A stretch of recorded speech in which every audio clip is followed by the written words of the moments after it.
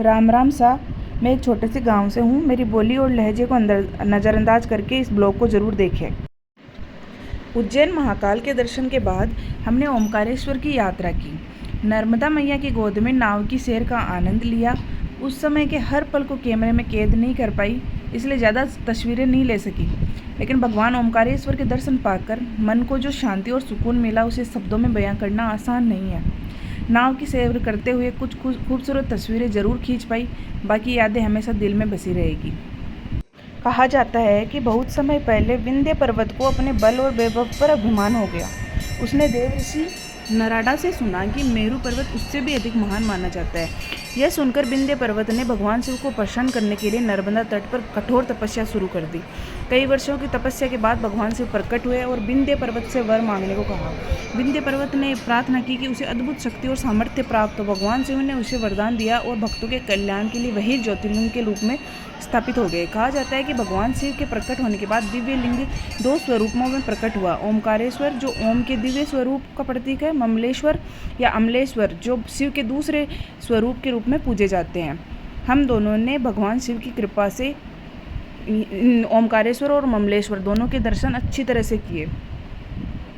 ममलेश्वर महादेव के दर्शन हमें बड़े आराम से हो गए, लेकिन ओमकारेश्वर ज्योतिर्लिंग में काफ़ी भीड़ थी। चारों ओर पर्वतों से घिरी पावन नर्मदा माता का अद्भुत दृश्य मन को मोह लेने वाला था। नर्मदा जी में नौका विहार करते समय एक बार तो मैं भयंकर डर गई थी, क्योंकि नदी का बहाव बहुत तेज़ था, लेकिन महादेव की कृपा और उन पर विश्वास ने मुझे साहस दिया। उस क्षण मन में एक अलग ही शांति और शक्ति का अनुभव हुआ। सच में ओमकारेश्वर की यात्रा केवल एक तीर्थ नहीं, बल्कि आत्मा को शांति देने वाला एक दिव्य अनुभव है। भगवान शिव हमें बार बार अपने धाम बुलाते रहे। महाकाल की नगरी उज्जैन से लेकर ओमकारेश्वर यात्रा हमारे लिए अविस्मरणीय रही। इन दिव्य धामों के दर्शन करने के बाद तो मन ही नहीं कर रहा था कि वापस घर लौटे। ऐसा लग रहा था कि इन पवित्र नदियों, पहाड़ों और अपने महादेव के चरणों में सदा के लिए यहीं ठहर जाएं। लेकिन शायद महादेव की यही इच्छा थी कि हम अपने घर लौटें और उनके आशीर्वाद के साथ अपने कर्तव्यों का पालन करें। घर तो वापस आ गए, पर मन आज भी उसी पावन भूमि में बसा हुआ है।